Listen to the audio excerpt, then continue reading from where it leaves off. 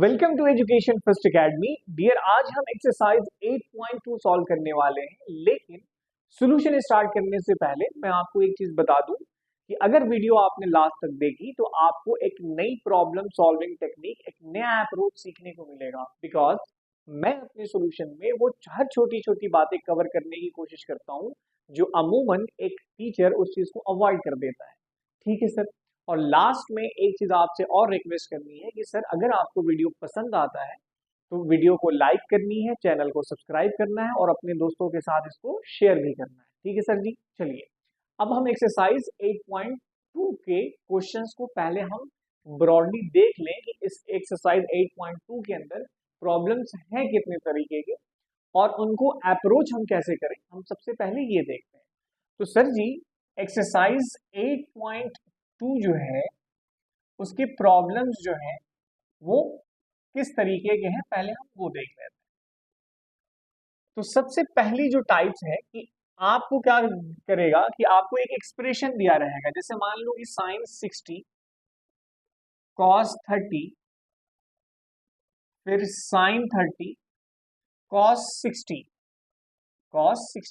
इस तरीके से एक ट्रिग्नोमेट्रिक एक्सप्रेशन गिवन रहेगा जिसके अंदर trigonometric ratios with angles given रहेंगे। यानी कि आपको ये साइन 60 की वैल्यू निकालनी है टेबल से और यहाँ पुट कर देनी है, कॉस 60 की वैल्यू टेबल से उठानी है और यहाँ पर क्या करनी है, पुट कर देनी है, और फिर जो है उन वैल्यूज को फ्रैक्शनल एडिशन के रूल के थ्रू ऐड कर देना है या सब्सट्रैक्ट कर देना। ठीक है, पहली वैरायटी तो ये है। इसी के अंदर जो दूसरी टाइप आती है कि वो कभी कभी एक एक्सप्रेशन की वैल्यू को ये पूछ लेता है कि ये कितने के बराबर है। जैसे मान लो कि ऐसे पूछा उसने साइन 60 और फिर कॉस ऑफ 30 या कॉस ऑफ ये साइन 60 और कॉस ऑफ 30, और फिर एक एग्जांपल ले रहा हूं मैं, और ये पूछा कि ये कितने के बराबर है। एक वैल्यू गिवन रहेगी ऑब्जेक्टिव में कि ये है कितने के बराबर। या कई बार जब स्टैंडर्ड वैल्यू के बराबर एक ट्रिग्नोमेट्रिक रेशियोज की वैल्यू आती है, जैसे मान लो, मुझे नहीं पता लेकिन मैं एक एग्जांपल ले रहा हूं, मान लो कि इसकी वैल्यू जो है वो 1/2 आई, तो मैं तुमसे ये पूछ सकता हूं कि इस एक्सप्रेशन की वैल्यू जो है वो कितने के बराबर है।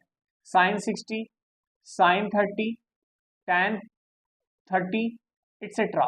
तो इसका जवाब क्या हो जाएगा, ये हो जाएगा। एक ये कि डायरेक्ट एक्सप्रेशन गिवन रहेगा और उसकी वैल्यू निकालनी रहेगी इनको पुट करके। इसी के अंदर जो सब कैटेगरी है कि सर आपको एक एक्सप्रेशन की वैल्यू, एक एक्सप्रेशन गिवन रहेगा और पूछेगा कि वो 1/2 के बराबर है, साइन 60 के बराबर है, साइन 30 के बराबर, एक एक्सप्रेशन दूसरे एक्सप्रेशन या दूसरे वैल्यू के कितने के बराबर, वैल्यूज गिवन रहेगी। ये ऑब्जेक्टिव में आता है इन जनरल। समझ में आ रही बात है। चलिए दूसरी जो वेराइटी है इसके अंदर वो ऐसा है कि एक आपको ट्रिग्नोमेट्रिक इक्वेशन गिवन रहेगा, जैसे example sine 2a is equal to 2 sine a। आपसे ये पूछ रहा है कि ये किस एंगल पे ये वैलिड है और उस एंगल की वैल्यूज गिवन है 0 degree, 30 degree, 45 degree, 60 degree etcetera. तो इसमें क्या करना होता है कि सर वैल्यूज को जो है LHS में भी पुट कर देते हैं और RHS में भी पुट कर देते हैं, और पुट करने के बाद चेक करते हैं कि कौन सी वैल्यू पर ये दोनों सेटिस्फाइड हो रहे हैं। मतलब हमने 0 जब पुट किया तो LHS मान लो 0 आया, अब यही यहाँ पे 0 डिग्री पुट किया तो RHS भी क्या आया, 0 आया। तब हम कहेंगे कि थीटा इज इक्वल टू 0 जो है इस इक्वेशन के लिए सोल्यूशन हो गया। समझ में आ रही बात है। तो एक वैरायटी ये है। अब इसी के अंदर एक और है, जैसे मान लो कि sine of a plus b ऐसा is equal to sine of a plus sine of b के बराबर है कि नहीं, ये सवाल पूछ रहा है। तो इसमें क्या करना होता है इस तरह के प्रॉब्लम में कि आप जो है a और b की वैल्यू को सेलेक्ट करेंगे टेबल से, है ना, 30 डिग्री, 60 डिग्री, 45 डिग्री और 90 डिग्री। लेकिन इसमें सिलेक्शन करते समय इस बात का बहुत अच्छे से ख्याल रखना होता है कि सर जब हम a और b को ऐड करें तो मुझे स्टैंडर्ड ही मिले। जैसे आप 30 और 45 लेंगे तो ये 30 और 45 की यहाँ तो वैल्यू मिल जाएगी, लेकिन 75 ये हो जाएगा और 75 की वैल्यू आपके लिए निकालना अभी बहुत मुश्किल है। तो आप क्या चूज करेंगे, तो a is equal to 30 degree और b is equal to 60 degree. और 30 और 60 को जब हम ऐड करेंगे तो कितना आएगा, 90 के बराबर आएगा। और हम यहाँ से 30 भी जानते हैं और 60 भी जानते हैं। तो इस तरह से प्रॉब्लम अगर आएंगे तो आपको काम ऐसे करना है। साइन ए प्लस बी साइन ए प्लस साइन बी के बराबर है कि नहीं, cos A plus B cos A plus, जैसे इसी को मैं ऐसे भी पूछ सकता हूँ, आपके बुक में ऐसा गिवन है ना, मैं ऐसे भी पूछ सकता हूँ कि कॉस ए प्लस बी जो है वो cos A plus cos B के बराबर है कि नहीं। समझ में आ रही बातें। tan a प्लस बी जो है 1 minus tan a into tan b divided by tan a plus B के बराबर है कि नहीं, कुछ भी पूछा जा सकता है। तो उस केस में सिर्फ ये ध्यान रखना है कि a और b को चूज करते वक्त आपका दिमाग इस चीज पे सोच रहा है कि नहीं सोच रहा है, बस ये ध्यान रखना है, ठीक है। और ये तो बहुत आसान है, ये तो डायरेक्ट वैल्यूज गिवन रहेगी, हम यहाँ उठा करके पुट कर देंगे तो हमें सोल्यूशन मिल जाएगा बहुत आसानी से, ठीक है। एक ये टाइप, दूसरी ये टाइप। तीसरी में आपको क्या आता है कि सर ऑब्जेक्टिव में ही पूछ रखा है एक कॉन्सेप्ट ऑफ इंक्रीजिंग, जैसे बोल रहा है कि साइन थीटा इंक्रीजिंग फंक्शन है कि नहीं, कॉस थीटा इंक्रीजिंग फंक्शन है कि नहीं, है ना, ये चीज पूछ रहा है। अब मान लो कि ये तो आपके बुक में साइन थीटा और कॉस थीटा के बारे में पूछा है, लेकिन हो सकता है कि वो एग्जाम में tan थीटा भी पूछ दे, कुछ भी पूछ सकता है, it may be of anything. तो ये पहले ये समझना है कि इंक्रीजिंग का मतलब क्या है और डिक्रीजिंग का मतलब क्या है। इसको समझाने के लिए पहले मैं एक एग्जांपल ले रहा हूं, जैसे y is equal to x square ले लो और एक टेबल बनाओ ऐसा, इसमें एक जगह x और एक जगह y ले लो। x की वैल्यू 1 चूज करो तो y भी तुम्हारा कितना आएगा 1, x की वैल्यू 2 चूज करो तो y की वैल्यू आएगी 4, x की वैल्यू 3 चूज करो तो y की वैल्यू आएगी 9। अगर इस टेबल में गौर करके देखो तो मैं x की वैल्यू में कंटिन्यूअसली बढ़ा रहा हूँ, 1 2 3 कर रहा हूँ, y की भी वैल्यू क्या आ रही है 1 4 9, मतलब x बढ़ाने पर y भी बढ़ रहा है। तो अगर इस तरह की सिचुएशन या इस तरह का फंक्शन कहीं आता है तो हम कहेंगे कि ये इंक्रीजिंग फंक्शन है। लेकिन y is equal to 1 by x ले लो, यहां पर अब की बार मैंने x लिया और यहां पर y ले लिया, x की वैल्यू 1 लो तो y भी कितना आएगा 1, x की वैल्यू 2 लो तो y कितना आएगा 1 बाई 2 यानी 0.5। अब यहाँ पर x की वैल्यू कितना ले लो, x की वैल्यू 4 ले लो तो ये कितना आएगा, ये 0.25 आ जाएगा। तो एक चीज गौर करके देखो कि सर जब तुम x को इंक्रीज कर रहे हो 1 2 और 4 लिया मैंने, तो y की वैल्यू आ रही है 1 0.5 0.25, y डिक्रीज कर रहा है और x जो है वो इंक्रीज कर रहा है, यानी कि x की वैल्यू बढ़ाने पर y क्या हुआ, घट रहा है। तो इस तरह के फंक्शन को हम डिक्रीजिंग फंक्शन कहते हैं। मैंने जानबूझ के एग्जांपल लिया ताकि ये आपको बहुत आसानी से समझ में आए। लेकिन आप अगर अगर टेबल टेबल पे गौर करें, जो मेरी प्रीवियस लेक्चर की वीडियो है उस पर गौर करें, तो साइन थीटा की जो वैल्यू है वो 30 डिग्री 0 डिग्री पे 0 है, 30 पे आपकी 1/2 है, 45 पे 1/√2 है ना, और 60 पर √3/2 है, और 90 पे जो है वो 1 के बराबर है। तो यहाँ से एक चीज गौर करके देखो, ये 0 से 1 पहुंच रहा है और यहाँ से थीटा भी इंक्रीज कर रही है, तो थीटा भी बढ़ा और वैल्यूज भी बढ़ी। तो हम ये कहेंगे कि साइन थीटा की वैल्यू 0 से 90 के बीच में साइन थीटा की वैल्यू जो है वो बढ़ रही है अगर मैं थीटा बढ़ा रहा हूं तो हम ये कह सकते हैं कि साइन थीटा जो है वो इंक्रीजिंग फंक्शन है। समझ में आ रही बात है। लेकिन ये हमेशा के लिए ट्रू नहीं है डियर, ये बात ध्यान रखना। ये 0 से 90 तक ही ये ट्रू है, 90 के बाद इसकी वैल्यू घटने लगती है। फिलहाल हम अपने, क्योंकि हम ट्रिगोनोमेट्री जो पढ़ रहे हैं 10th स्टैंडर्ड में, वो सिर्फ 0 से 90 तक के लिए ही पढ़ते हैं, इसलिए हम आगे की तरफ नहीं जा रहे हैं। लेकिन ये एकदम 100% ट्रू नहीं है। समझ में आ रही बात है। अभी के लिए फिलहाल इतना समझ लेना है कि 0 से 90 तक ये क्या है, साइन थीटा इंक्रीजिंग है। लेकिन कॉस थीटा की जब हम बात करेंगे तो कॉस थीटा की वैल्यू हमें घटती जाती है। कॉस 0 1 होता है, ये तुम्हारा √3/2 होता है और लास्ट में 0 आ जाता है, यानी 1 से ये 0। जैसे जैसे मैं थीटा बढ़ा रहा हूँ वैसे वैसे मेरी वैल्यूज घट रही हैं। तो मैं कहूंगा कि थीटा बढ़ाने के साथ क्या हो रहा है, कॉस थीटा घट रहा है। तो एक प्रॉब्लम की टाइप ये है कि सर आपका sine theta cos theta tan theta ऐसे गिवन रहेगा और पूछेगा कि कौन इंक्रीजिंग है और कौन डिक्रीजिंग है। तो यही चीज आप टैन थीटा के साथ भी निकाल सकते हैं। टैन थीटा की वैल्यू शुरुआत में कितनी होती है, 0 होती है, फिर उसके बाद 30 कितनी होती है, 1/√3 होती है, और उसके बाद 60 कितनी होती है, √3 हो जाती है, और 90 कितनी होती है, इन्फिनिटी हो जाती है, यानी जीरो से बढ़ के सीधे इन्फिनिटी पहुंच गया। तो tan थीटा क्या हो गया, इंक्रीजिंग फंक्शन हो गया। आपके किताब में sin theta and cos theta है, लेकिन इस बात की कोई गारंटी नहीं है कि वो sin थीटा और cos थीटा ही पूछे, tan थीटा भी पूछ सकता है। तो इस तरीके से इंक्रीजिंग और डिक्रीजिंग फंक्शन को समझा जाता है, और sine theta, cos theta, tan theta कुछ भी पूछे तो आप इसका आंसर बहुत आसानी से कर सकते हैं, अगर आपका ये कॉन्सेप्ट क्लियर है तो। समझ में आ गई बात है।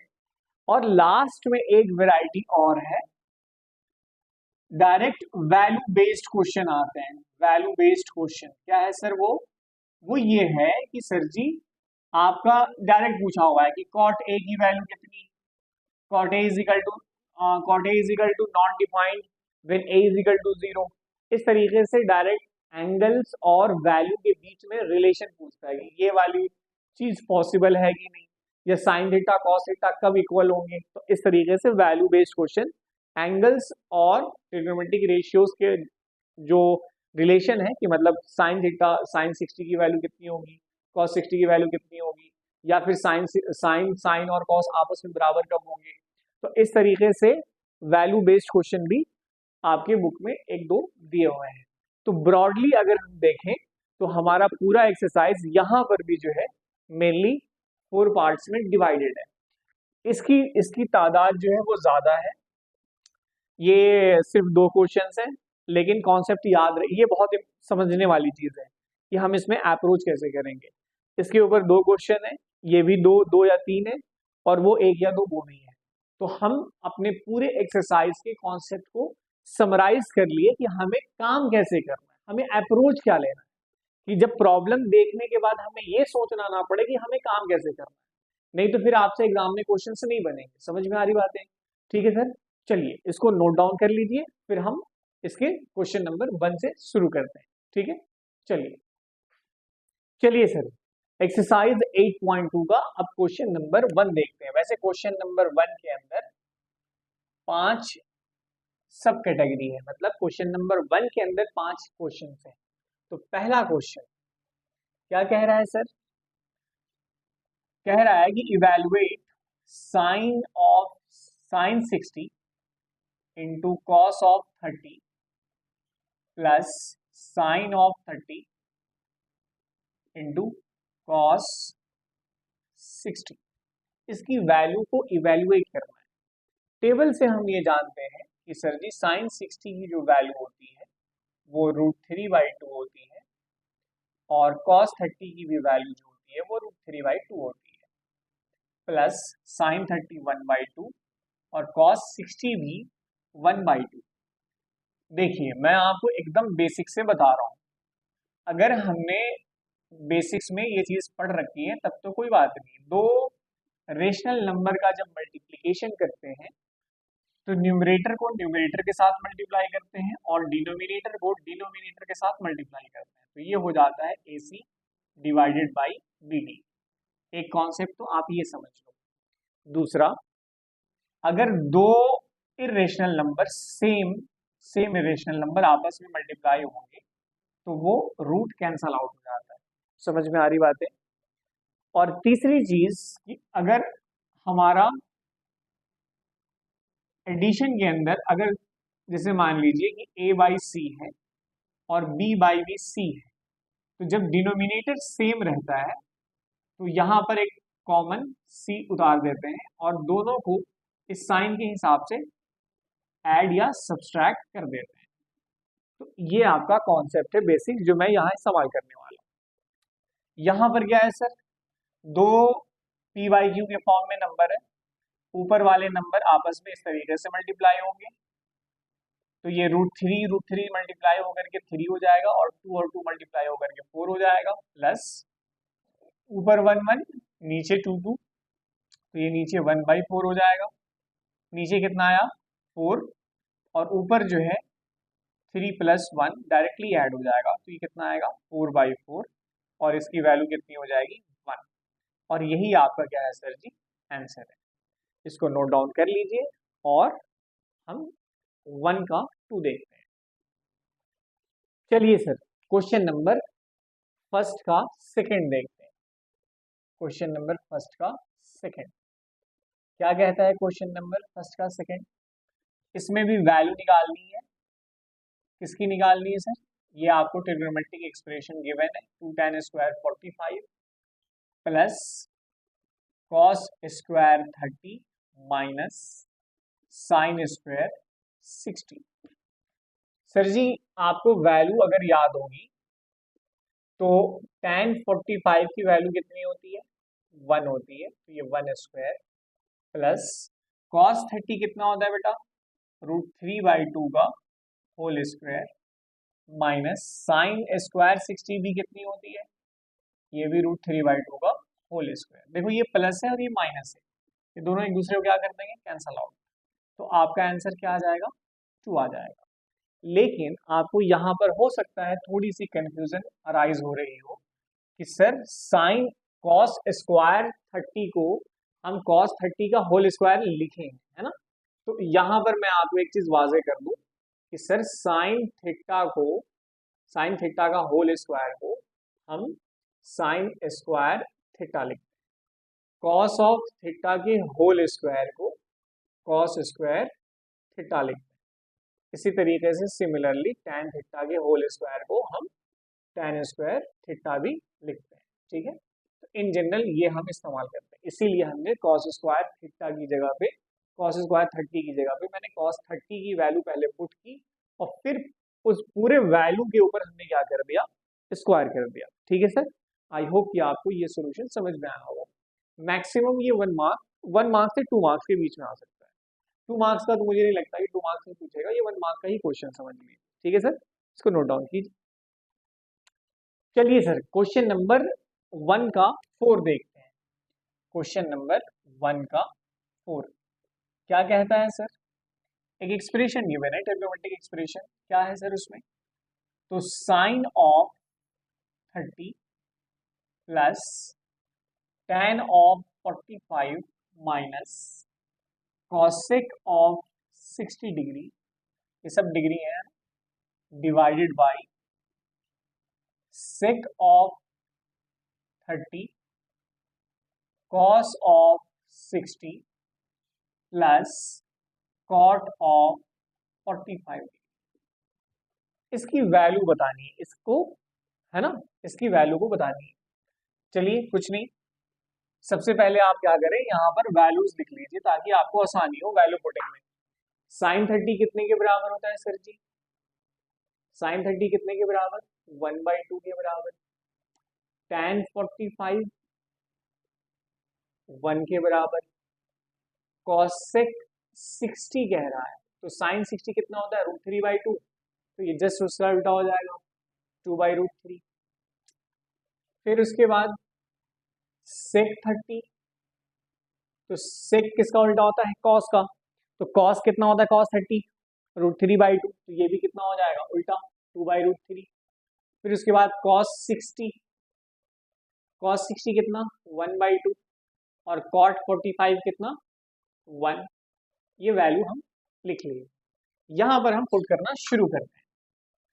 1/2 plus 1 minus 2/√3 divided by sec 30 कितना? 2/√3 और ये कितना? 1/2 और ये कितना? 1। मैंने अभी जस्ट आपको बताया था, इसके नीचे 1 कर लो, इसके नीचे भी 1 कर लो। मैंने अभी जस्ट आपको एक चीज बताया था, या फिर अभी सुन लो, एक चीज सुन लो, शायद वो मिस कर गया था। अगर मान लो कि 2/a हो, 3/b हो और 5/d हो, ऐसा मुझे नहीं पता कि a b d क्या है और मुझे जोड़ना भी है, तो आप एक काम कर सकते हो कि sir ji a b d इन तीनों को मल्टीप्लाई कर दो और फिर यहां पर 2 के नीचे a है तो a को छोड़ करके b और d को मल्टीप्लाई कर दो। 3 के नीचे b है तो 3 को b छोड़ करके ad से मल्टीप्लाई कर दो और 5 के नीचे d है तो इसको ab से मल्टीप्लाई कर दो। ये आपका क्या हो जाएगा? फ्रैक्शनल एडिशन हो जाएगा। ए बी डी जो है वो रूट के नंबर हो, रूट वाले नंबर हो, बिना रूट वाले नंबर हो, उससे कोई फर्क नहीं पड़ता। प्रोसेस सेम रहेगा। अब देखो इसी चीज का, इसी कॉन्सेप्ट का इस्तेमाल जो है हम अभी करने वाले हैं। क्या करेंगे सर, देखिए 2 1 और √3 मल्टीप्लाई किया, आपस में कितना आया 2√3, 2 इंटू 1 2 और ये आ गया √3। इस वाले नंबर के ऊपर यानी कि 2 के ऊपर 1 है, 1 लिखा, मल्टीप्लाई। अब इसको छोड़ करके इन दोनों को आपस में मल्टीप्लाई करो और यहां मल्टीप्लाई कर देना है, तो कितना हो जाएगा 1 इंटू √3 यानी √3। अब इसके नीचे 1 है, अब इन दोनों को मल्टीप्लाई करना होगा 1 से, तो 1 इंटू 2√3 प्लस, प्लस नहीं माइनस, क्योंकि जो साइन यहाँ पर रहेगा वही यहाँ पर रहेगा। इसके नीचे √3 है, 2 के नीचे क्या है √3, तो अब मतलब इन दोनों को आपस में मल्टीप्लाई करके इससे मल्टीप्लाई करना होगा, तो 2 इंटू 1 यानी कि 2 होगा, है ना। ऐसा सिमिलरली इसके नीचे कर लो, √3 2 1, तीनों को आपस में मल्टीप्लाई किया, मुझे कितना मिला 2√3, है ना। बात समझ में आ रही है नहीं आ रही है, क्या मिला मुझे 2√3। अब 2√3 मिल गया, अब √3 है, अब इसको 2 को मल्टीप्लाई करने के लिए कौन सा नंबर चाहिए, तो √3 को छोड़ करके इन दोनों को आपस में मल्टीप्लाई करेंगे, तो यानी कितना हो जाएगा 2 इंटू 2 इंटू 1 यानी 2 ही रह जाएगा। फिर इसके नीचे कितना है 2 है, अब मतलब इसको 1 को मल्टीप्लाई करने के लिए कौन सा नंबर मिलेगा 1 इंटू √3, तो 1 इंटू √3। फिर उसके बाद इसके नीचे 1 है, तो हमने यहाँ पर प्लस था तो प्लस लगा दिया, अब 1 को छोड़ करके कौन से नंबर बचे 2 इंटू √3, तो 1 इंटू 2√3। इस तरीके से जो है आप एलसीएम लेकर के इसको सॉल्व कर सकते हैं। अगर आपको ये चीज नहीं पता तो आप यहाँ पर फंस जाओगे। ठीक है सर जी, चलिए अब क्या करेंगे, देखिए √3 और 2√3 कितना हो जाएगा 3√3, है ना। ये बात आपको पता होनी चाहिए कि √3 प्लस 2√3 ये दोनों आपस में जुड़ करके 3√3 हो जाएंगे। ये कितना है -4 डिवाइडेड बाई 2√3, फिर ये कितना हो जाएगा √3 प्लस 2√3 कितना हो जाएगा 3√3 और ये कितना हो जाएगा +4 डिवाइडेड बाई ये कितना आ जाएगा 2√3। यहाँ 2√3 कैंसल आउट, ये कितना हुआ 3√3 -4 डिवाइडेड बाई 3√3 +4। आपको क्या करना है रेशनलाइज कर देना है, मल्टीप्लाई कर दीजिए ऊपर नीचे 3√3 -4 से, 3√3 -4 से। ये जब आप मल्टीप्लाई करोगे तो ये कितना आएगा नीचे, देखो नीचे क्या आएगा 3√3 का होल स्क्वायर -4 का स्क्वायर, ऊपर जो हो जाएगा a माइनस बी का होल स्क्वायर हो जाएगा, तो ये कितना हो जाएगा 3√3 का होल स्क्वायर +4 का स्क्वायर -2, ए बी कितना, a कितना है 3√3 इंटू कितना हो जाएगा 4 हो जाएगा। अब इस कैलकुलेशन को थोड़ा सा छोटा पड़ रहा है, यहां पर करते हैं 3√3 का होल स्क्वायर, ये 3 3 जा 9 और 9 3 जा 27 प्लस 4 4 जा 4 का स्क्वायर है तो 4 4 जा कितना हो जाएगा 16, है ना, माइनस ये आपका हो जाएगा 4 3 जा 12, 12 4 2 जा 24, 24√3 नीचे कितना आएगा 27 माइनस 16, ये डियर हो जाएगा 27 और 16, ये 43 माइनस 24√3 डिवाइडेड बाई 11, ये आपका आंसर हो जाएगा। समझ में आई बातें। तो अगर आपको एलसीएम में दिक्कत आएगी तो इसको आप बढ़िया से समझ लेना, अगर ये समझ लिया है तो कभी भी इसमें फंसोगे नहीं। और मैं आपको बार बार कह रहा हूं कि अगर डिनोमिनेटर में रूट हट सकता है तो रेशनलाइज करके उसको हटा देते हैं और फाइनल आंसर आपका ये होगा। ठीक है सर जी, इसको बढ़िया से नोट डाउन कर लीजिए और ये कम से कम 3 मार्क्स का क्वेश्चन होगा, क्योंकि इसमें कैलकुलेशन जो है वो थोड़ी सी ट्रिकी है। ठीक है, चलिए सर क्वेश्चन नंबर 1 का 5 देखते हैं क्या कहता है। क्वेश्चन नंबर 1 का 5 वो ये कह रहा है कि सर जी इवेलुएट कीजिए आपको ये एक्सप्रेशन गिवन है 5 cos square 60 plus 4 sec square 30 minus 10 square 45 divided by sine square 30 plus cos square 30, ये आपको निकालना है।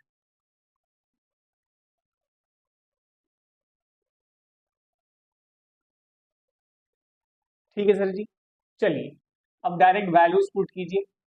5 cos 60 कितना होता है 1/2 स्क्वायर है, पूरे पे स्क्वायर कर दिया। 4 sec 30, अभी cos 30 कितना होता है √3/2, ये कितना हो जाएगा 2/√3 इस पूरे का होल स्क्वायर माइनस tan 45 1 होता है, ये 1 का स्क्वायर, नीचे sin 30 1/2 का होल स्क्वायर cos 30 √3/2 का होल स्क्वायर। चलिए 5 1/2 का होल स्क्वायर क्या क्या करेंगे सर, इस कैलकुलेशन को करने के दो तरीके हैं। या तो आप 1/2 इंटू 1/2 दो बार लिख लें और ऊपर वाले नंबर को मल्टीप्लाई और नीचे वाले नंबर को मल्टीप्लाई, यानी कि 1 इंटू 1 2 इंटू 2 4 कर दें, ऐसा पहला तरीका ये। दूसरा मेथड ये कि सर जी 1/2 का होल स्क्वायर है तो इसको ऐसे कर लीजिए 1² बाई 2 स्क्वायर, ये 1/4 हो जाएगा, जैसे आपको आसान लगे वैसे कर लीजिए। 5 1/2 का होल स्क्वायर कितना आएगा 1/4, 4 2/√3 का होल स्क्वायर, ये कितना हो जाएगा 4/3। अगर आपको दिक्कत जा रही है तो आप अपना अलग अलग कैलकुलेशन जरूर कर लीजिएगा। स्क्वायर है तो दो बार मल्टीप्लीकेशन होगा, है ना, पूरे का। तो ये 2 2 4 और √3 आपस में मल्टीप्लाई होकर के 3 हो जाएंगे, तो ये 3 हो गया। -1 नीचे 1/2 का होल स्क्वायर 1/4 √3/2 का होल स्क्वायर, ये कितना हो जाएगा 3/4। क्या करेंगे सर जी, ये हो जाएगा 5/4, ये हो जाएगा प्लस 16/3 -1।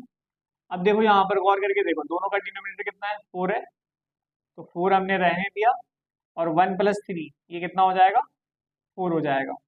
तो पहले हम नीचे वाले का काम कर लेते हैं, तो ये 5/4 प्लस 16/3 -1 और ये कितना हो जाएगा 4/4, ये कट के खत्म हो जाएगा 1 हो जाएगा। ठीक है, तो हम डायरेक्टली अब हमारे पास सिर्फ ये वाला बचेगा ऊपर वाला एक्सप्रेशन, तो 5/4 प्लस 16/3 -1, एलसीएम ले लो, 4 और 3 का एलसीएम कितना हो जाएगा 12, 4 3 जा 12, तो ये कितना हो जाएगा 5 इंटू 3, ये 3 है इसके नीचे, तो ये कितना हो जाएगा 16 इंटू 4 और ये कितना हो जाएगा 1 इंटू 12। ये बेसिक मैथमेटिक्स है, आई होप ये आपको ये चीजें आती होंगी। तो ये कितना हो जाएगा 15 और ये कितना हो जाएगा 16 4 जा 64 -12 डिवाइडेड बाई 12। 64 देखो 15 में से 12 घटा दो, ये कितना हो जाएगा 3 हो जाएगा, और 3 को इसमें जोड़ दो तो ये कितना हो जाएगा 67 और नीचे कितना बचा 12, ये आपका आंसर हो जाएगा। तो कंपैरेटिवली आपका 5 जो है आसान है 3 और 4 के रिस्पेक्ट में। ठीक है सर, तो आप इसको नोट डाउन कर लीजिए, आई होप कि आपको इसको समझ में आया होगा। ठीक है, वीडियो पसंद आई हो तो लाइक शेयर और सब्सक्राइब जरूर करना है। ठीक है, चलिए।